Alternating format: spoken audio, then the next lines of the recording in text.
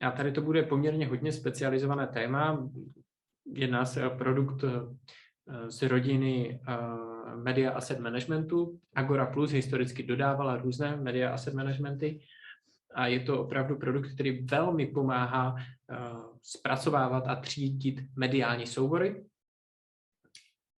Dneska už bychom se bez AI neobešli. Nejjednodušší AI je samozřejmě absolute ignorance, to znamená, nahraju si multimediální soubory a někam je dám a začnu je ignorovat, zapomenu na ně, ale ta AI, která se využívá v tomhle Media Asset Managementu, není absolute ignorance, ale artificial intelligence, takže umělá inteligence, která nám pomáhá zorientovat se v tom velkém množství různého obsahu, ať už je to obsah video, fotky, audio a podobně. Jde o to, že Agora Plus nikdy neměla zájem vytvářet nějaká sila nebo hnojiště, komposty na data, kam se data uloží a tím to skončí. Agora Plus vždycky přinášela svým zákazníkům přidanou hodnotu. Vždycky jsme chtěli, aby ta data, která jsou uložená, byla jednak bezpečně uložená, ale zároveň velmi použitelně uložená, tak, aby se s nimi dalo pracovat. A samozřejmě k tomu patří i ta strana mince, že pokud s tím chci pracovat, tak a mám toho velké množství, tak buď na to potřebuju hodně pomocníků, anebo mám systémy, které mi s tím pomohou. A jedním z těch systémů je i CatDV. Máme 13:17, tak uvidíme, jestli už tady kolegové budou.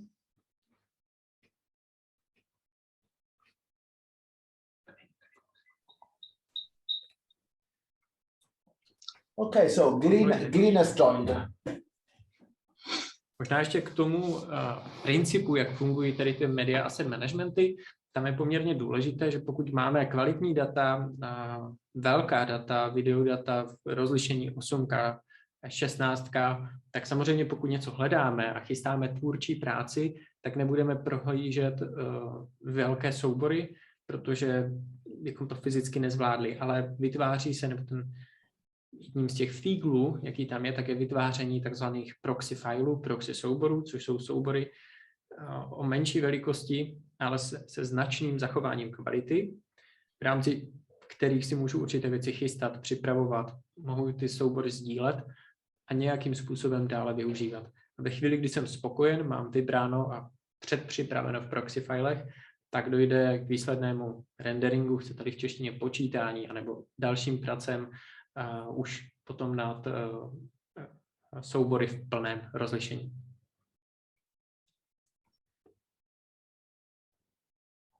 Samozřejmě CatDV je plně kompatibilní s tímto souborovým systémem StoreNext, o kterém jsme měli předchozí prezentaci.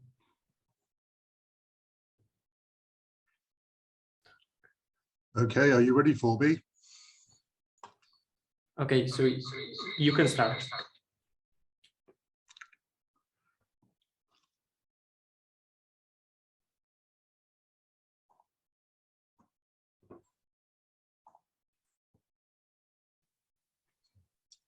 Okay, good afternoon, everybody. I'm Glyn Bartlett. I'm the Business Development Manager for CatDV, and I work with Massi and Gianluca and Sebastian and other colleagues with CatDV within Quantum. Today I'm going to give you an introduction to CatDV, and the topics that we're going to cover is CatDV in the quantum ecosystem. What is CatDV? Why we use it? Then I will give an overview of the platform and some of the user interfaces. Then we'll talk about CatDV as a subscription, and then we'll show the different types of businesses and organizations that use CatDV currently. So CatDV within the quantum ecosystem. So here we can see all of the hardware at the bottom of the stack, and the storage software like StoreNext, and CatDV sits on the top of that and provides data management and orchestration.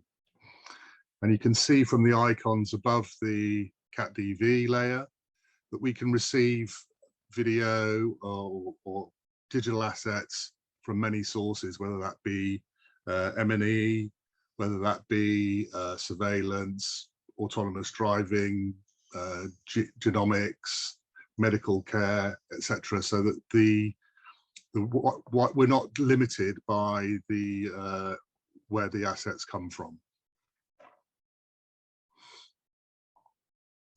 So what is CatDV? It's a suite of management products for content creators or and managers of digital assets. Okay, it can collaborate across many departments, organize assets within hierarchical storage, many tiers of storage, and also it automates sort of those repetitive manual tasks that people have to do. So you can set the policies and allow CatDV to automate your asset workflow for you. So whether it's a small team or a massive enterprise, CatDV can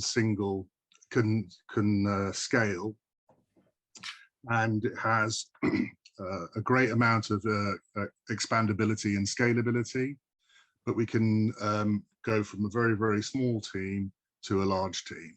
And it is the single source of truth for the state of your media. Excuse me, Glyn, excuse me. Yeah. Your presentation is very interesting, but it would be much more interesting if you use full screen mode, because we can see your PowerPoint up, but if you share your full screen, Okay. yeah, now it's much better. Thank you. Okay, so CatDV provides organization, collaboration, and automation. So we take the file system away as a method of browsing your media. We provide this single source of truth on what you have within your storage ecosystem. And through our automations, we can deliver the right data to the right person at the right time in the right place. And also there's very many automating tasks that we can do, sort of unattended improvements in the metadata, and also removing those sort of repetitive tasks. Archiving material because it hasn't been used for a long period of time. So it's moving it away from your expensive storage to a cooler and cheaper level of storage. I'll just skip that one because that's not. So we manage the media lifecycle. So from the beginning of planning a project all the way through to delivering a project. So we can create project groups, and we have tools to allow you to create a project within CatDV, organize all of the file structures for the media that's coming in. And then when we ingest it, we can use those automated rules and policies to create proxies, do MD5 checksums, keep the proxies close by so people can browse them and use them, move all of the heavy files to a cooler level of storage. All of these workflows are configurable. We can tag the assets as they come in based on asset type, where they've come from, and we can also push them to AI services for further metadata enrichment.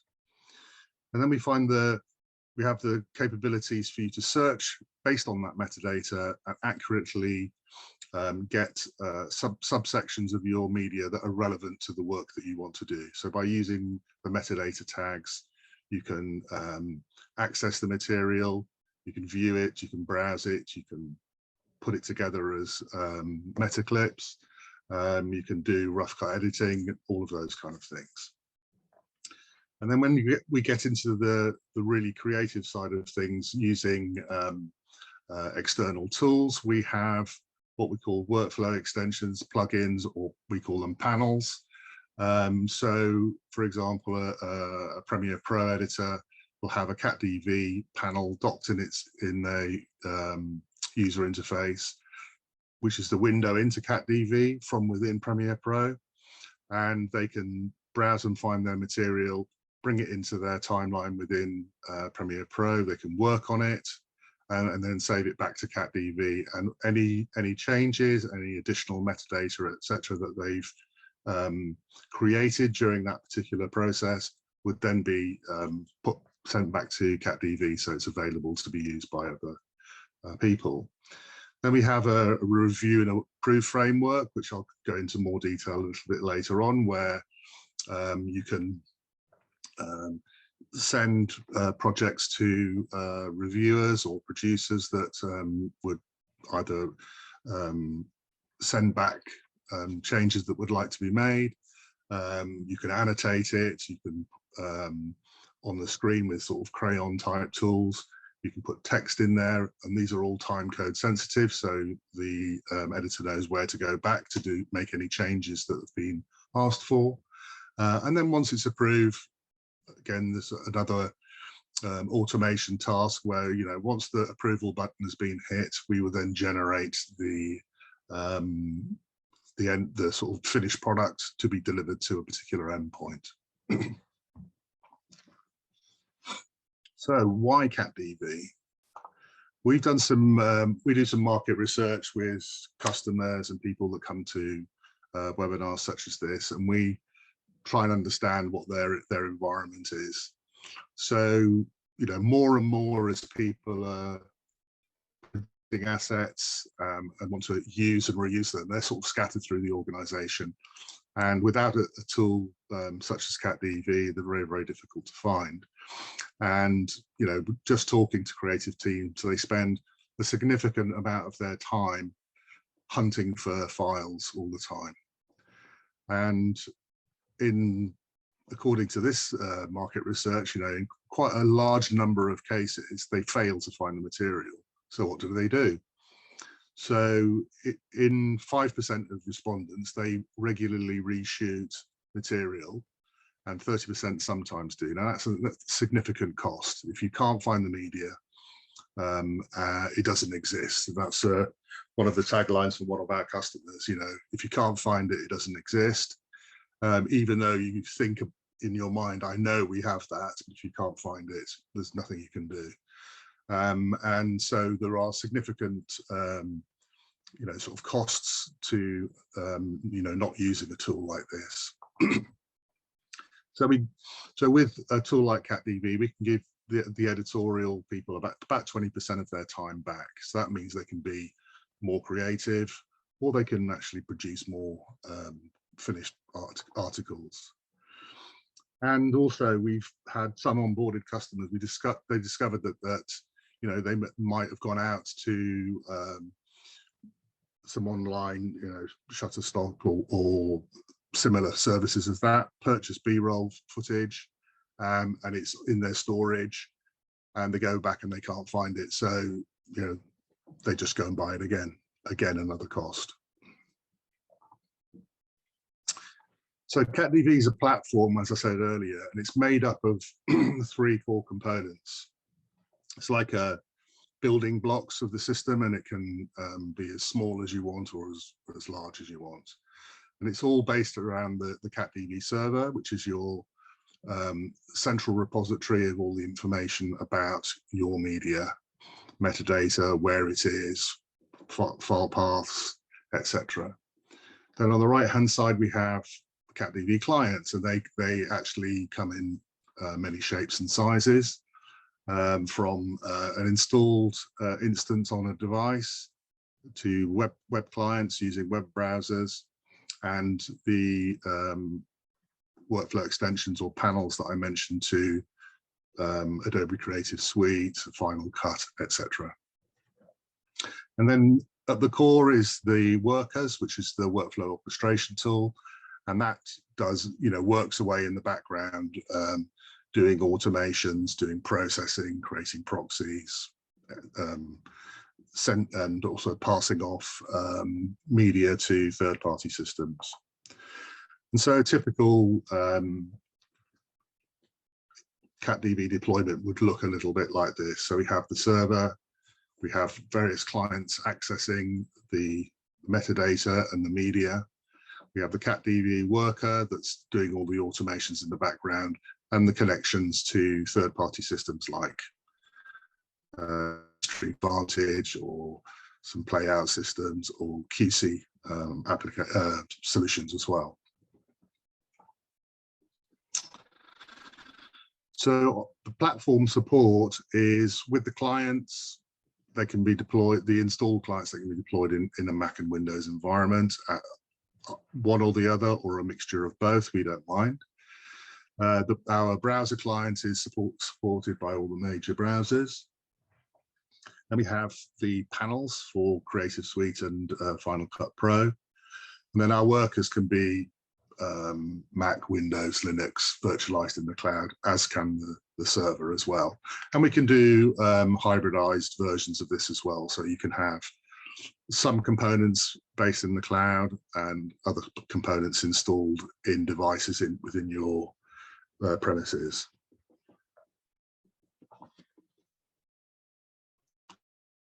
So we sort of levels of CatDV. So we have our enterprise server, which deals with sort of the medium-sized opportunities, and then Pegasus is for the larger ones.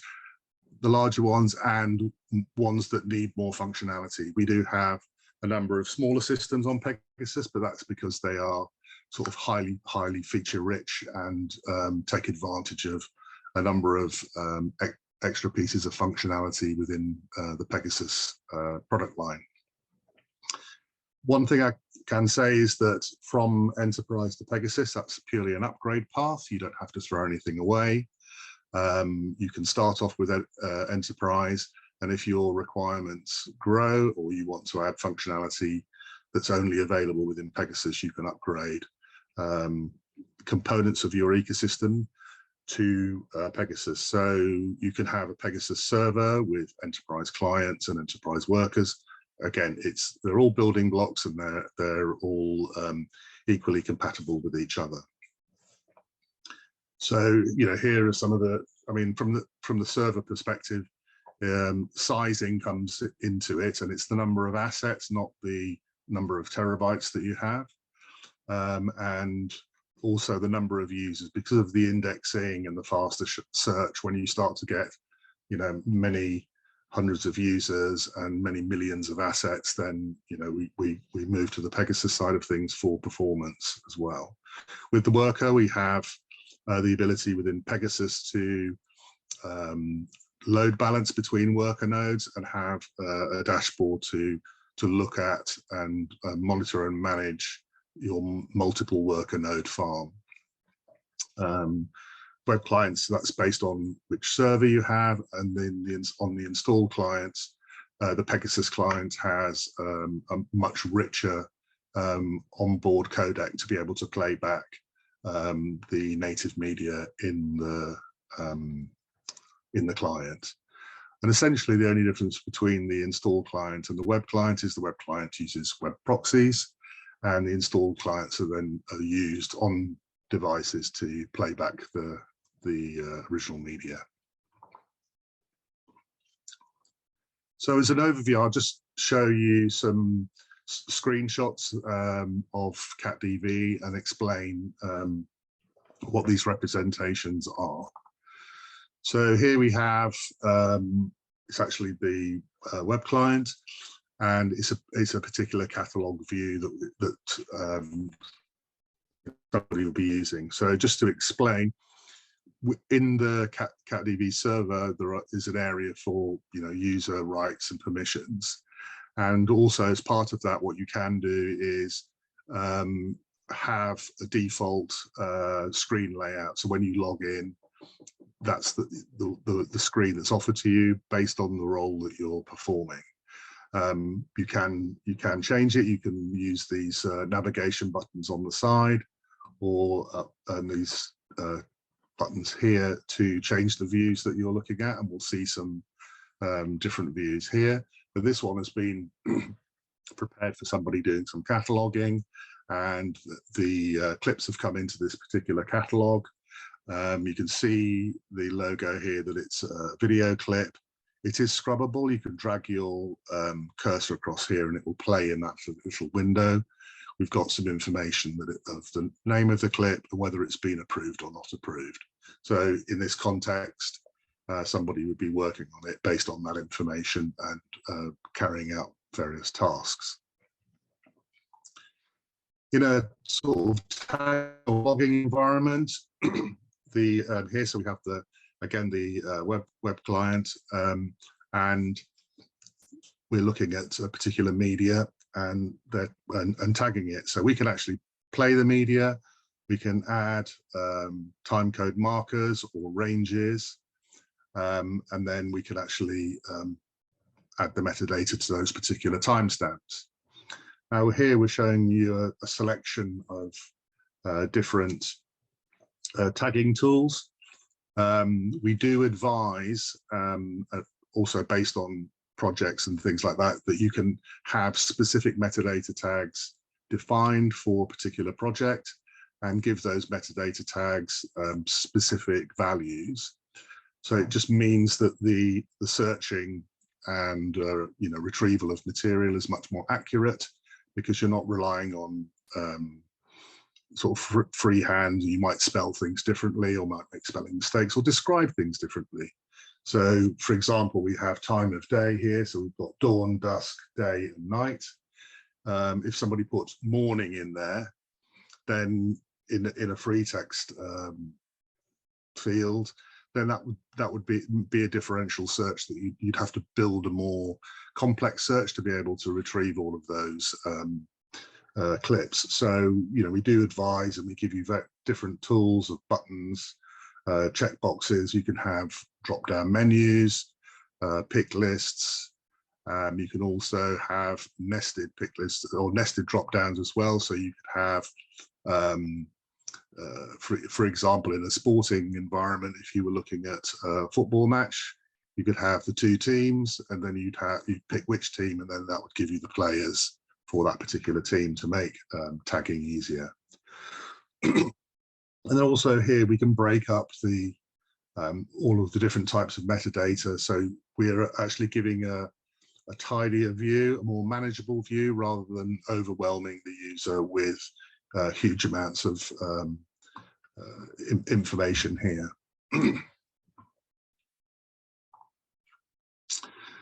Here's another catalog view where we're providing a little bit more information. So we've got a poster frame here, which the worker would make. It's a video clip. We can see we have access. We've got online. We've got the full res and the proxy name and some various other metadata, and these can all be defined, these views, as you want to see them. And then we have some approval status here, and whether they've been archived or not, and any other notifications. So this is just an example of another view that you can create for particular users. Then we have our Premiere panel.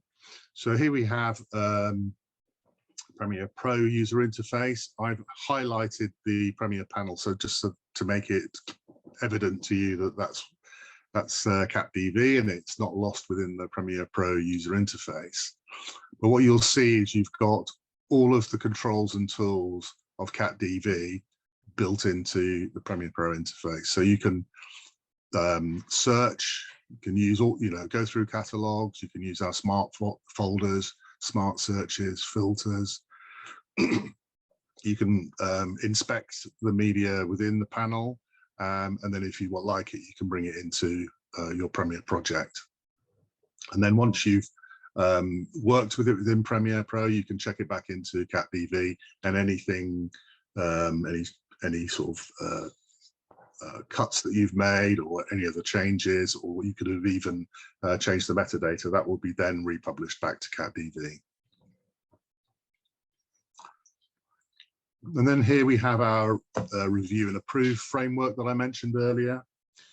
And so we can actually set up for the person that's has the reviewal job is a queue. So they've got an approval queue. So when they log in, they're presented with this approval queue, and then they can inspect the pieces that have been sent to them.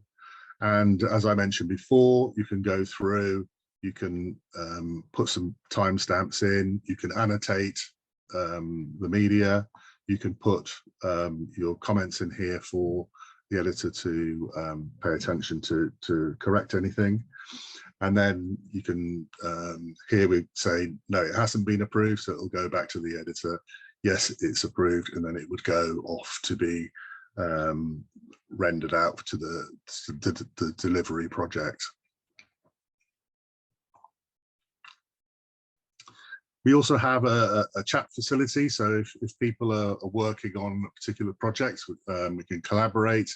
Then we can actually, people can be looking at the media, can again tag it, and then put information in there. This is real-time information that's shared amongst a production group.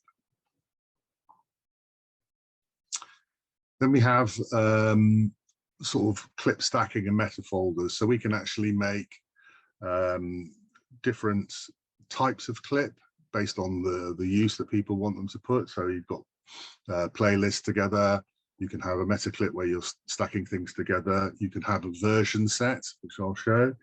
This one is not yet for release, but it's not yet been released, but it's a little bit of an early warning that we will have multicam clips coming to CatDV shortly.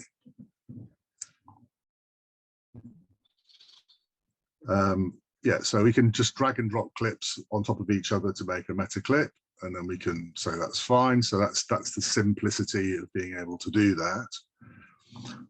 And when we're actually looking at versions here, so if people have been working on a particular project and we've got differing versions, you can actually have them within this particular view. And when you play them, the playhead moves to exactly the same position on either version. So you can flick-flack between each version and see what the view is at that particular time code stamp. It's not restricted to 2. You can have 10 there if you want. Just showing you an example of that particular user interface. So all of the things that I spoke about earlier about, you know, removing or doing automated tasks are actually handled by our worker.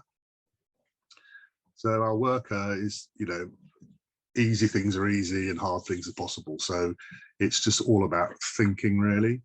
And the worker node can be triggered in a number of different ways.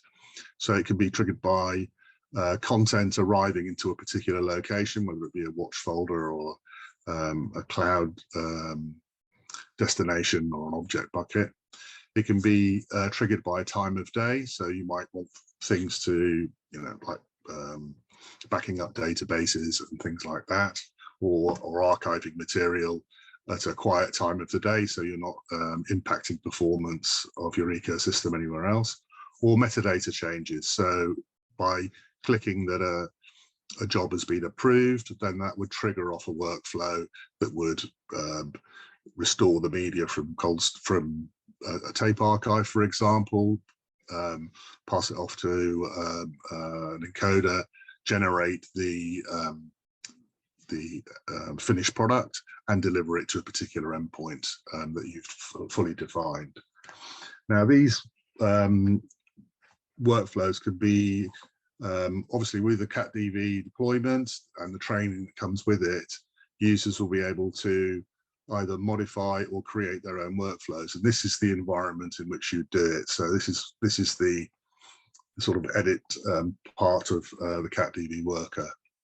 So here we've got this little screen here is an example of having a number of processes which are in your library, and they're all active. The number of concurrent worker actions that you can have is based on licensing, but you can have a whole library of many workflows defined. And if you only have you know, a single worker worker action instance, then they would just be, you just form a queue, and you can switch on more worker actions or concurrent worker actions just by licensing. So here in the larger field, we have, you know, some of the actions that you can define within your workflow, but it's just a matter of dragging and dropping. So at the end of this one, after I've published it to the server, if I wanted to send a completion email, I could just drag that action down to there, open it up and define, you know, what the message is, who it gets sent to, etc., and then save that away, and that would be automatically actioned when that particular workflow was triggered. So we're selling CatDV as a subscription, so it's it's quoted as an annual subscription model with support included, and that's support, maintenance, so access to our support teams, access to upgrades as they are published. It's not mandatory for existing customers, but it will be offered as default moving forward. Pricing has been slightly increased, but will only be visible to new customers, and it gives us a better framework in which to allow customers to grow. So there's much more flexibility within the subscription model to access greater capabilities and functionalities.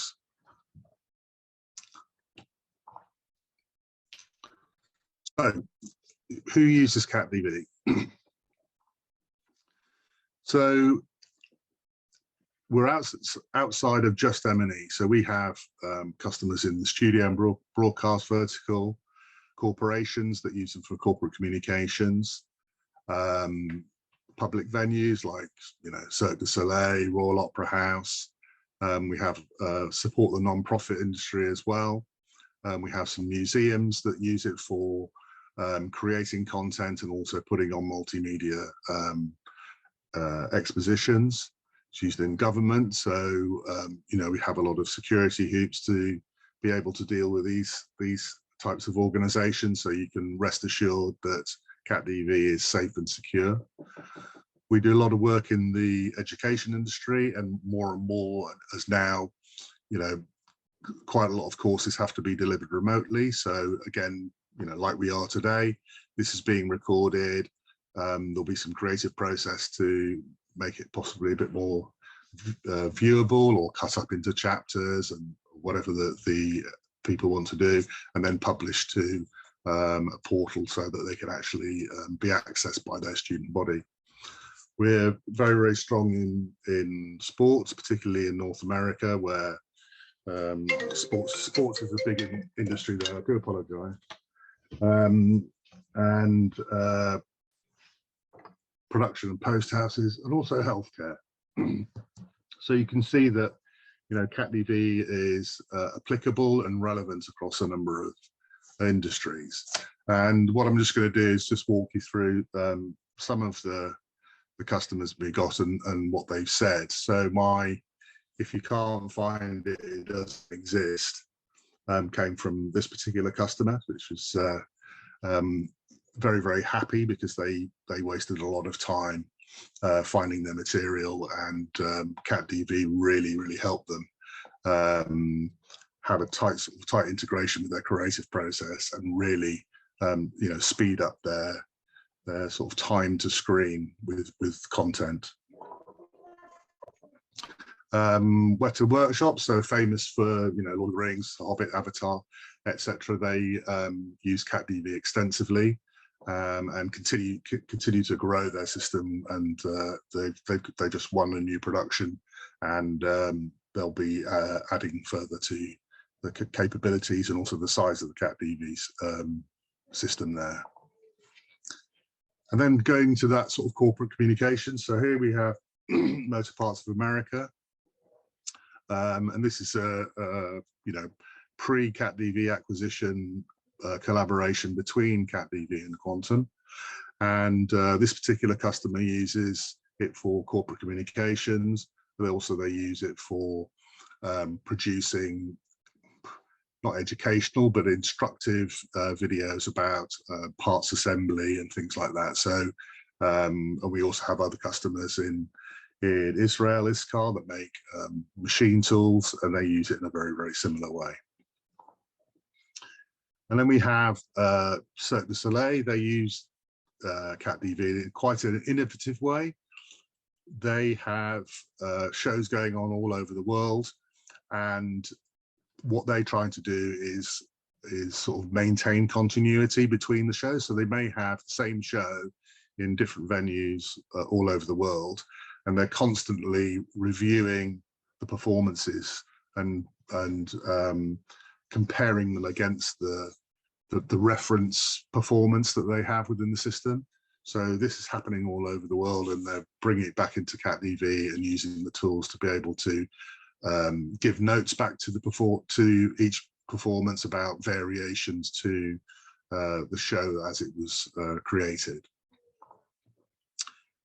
We support non-for-profit, so they have sometimes very important footage which they need to use. It might be for evidential in human rights cases, or it might be promotional or promotional material for securing charitable donations. Then we have the Louvre in Paris that again uses this for providing multimedia exhibitions within the show. And they've been a long-standing customer, and they use CatDV extensively. Jet Propulsion Labs in the States, so they use the videos to communicate details of what they're doing. So this is sort of promotional material externally, but also curating and archiving all of the material that comes into the organization. And then, as I mentioned, education. So again, we're here providing multimedia sort of learning tools that can be used for remote students, and it means that the educational organization doesn't only rely on students coming onto campus, they can deliver courses all around the world. Sports, I chose something a little bit closer to home rather than all the Americans getting in on the act. So here we have a long-standing customer of CatDV, Dorna Sports in Spain. They run MotoGP around the world, and they have a very interesting system from CatDV and a very innovative use of the CatDV sort of toolbox, really. So they have the system in their HQ in Barcelona, and they have a flyaway system that goes with them to all of the sporting, well, to all the MotoGP events. And so they're ingesting, huge amounts of content over a race weekend. And by setting up the automations and configuring the system in a particular way, they can automatically tag the files based on the source of the material. So they'll know that, this one, bike number 58, we already know the rider because we have all of that information. So all of the media coming from that can be tagged with the rider's name, can be tagged with the sponsors' names. They'll have set up the project of that particular Grand Prix. So just by virtue of the media coming into CatDV and being ingested, irrespective of proxies being created, etc., the metadata enrichment of just that step coming in, because of the organization that they've set up, is quite high, and that means that the editors can start working on it immediately. And then we have again houses of worship around the world. This is in the States, but also in Asia. And there are opportunities in Europe as well. And again, so this is, again, the huge amounts of material are being produced, whether it be for live or as live, or to be searched for on the internet. And in this case, they're producing 300 to 400 terabytes of content on a weekend alone. And then we have it in law enforcement as well. So again, this is a Canadian customer of ours, and they use it for a number of different reasons. But again, it's getting the content in, getting it tagged, knowing where it is, and they can use and reuse, so they can compare things, find similarities, and get lots of information that way. So CatDV is a very, very sort of flexible tool that could be used in a number of different environments. So really, if you have an opportunity, from what I've told you today, if you can see an application, come and talk to us. Do we have any questions?